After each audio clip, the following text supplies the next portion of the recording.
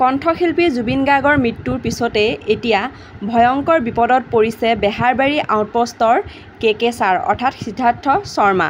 হঠাৎ কি হ'ল তেখেতৰ শুনি আপুনিও আচৰিত হ'ব। জানিবলৈ ভিডিঅ'টো প্ৰথমৰ পৰা শেষলৈকে চাই থাকিব।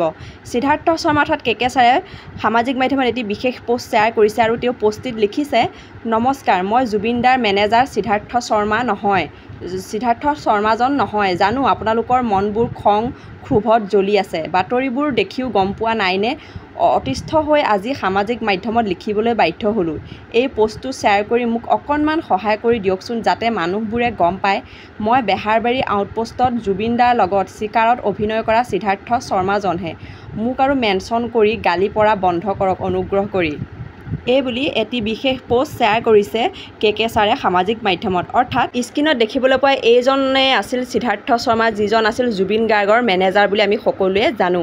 আৰু জুবিন গাৰ্গৰ মৃত্যুৰ দায়ী সেই মেনেজাৰজনক সিদ্ধাৰ্থ শৰ্মাকে সকলোৱে দায়ী বুলি কৈ আছে। যিহেতু তেখেতৰ গাফিলতিৰ কাৰণে জুবিন দাৰ মৃত্যু হৈছে বুলি অসমবাসীয়ে মানি লৈছে আৰু সকলোৱে হয়তো চিনি নাপায় তেখেতক।